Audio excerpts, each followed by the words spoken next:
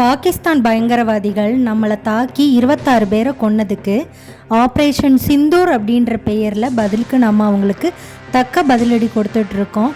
இந்த நேரத்தில் கடந்த 3 நாட்களாகவே பார்த்திங்கன்னா நம்ம நியூஸ் சேனலில் இதான் ஓடிட்டுருக்கு. ஸோ இப்போ நம்ம இன்றைக்கி நிம்மதியாக தூங்கி எந்திரிக்கிறோம் அப்படின்னா நம்ம இராணுவ வீரர்கள் மிகவும் முக்கியம். சொல்லப்போனால் பாகிஸ்தான் எல்லை பகுதியில் உள்ள மாநிலங்களுக்கு மக்களுக்கு தான் தெரியும் இராணுவ வீரர்களுடைய அருமை. அதுக்குன்னு நம்மளுக்கெல்லாம் தெரியாதுன்னு இல்லை, அவங்களுடைய தியாகத்தை நம்ம ரொம்பவுமே உணர்றோம். இந்த இராணுவ வீரர்கள் தான் நம்மளுடைய குல தெய்வமாகவும் காவல் தெய்வமாகவுமே இருக்கிறாங்க.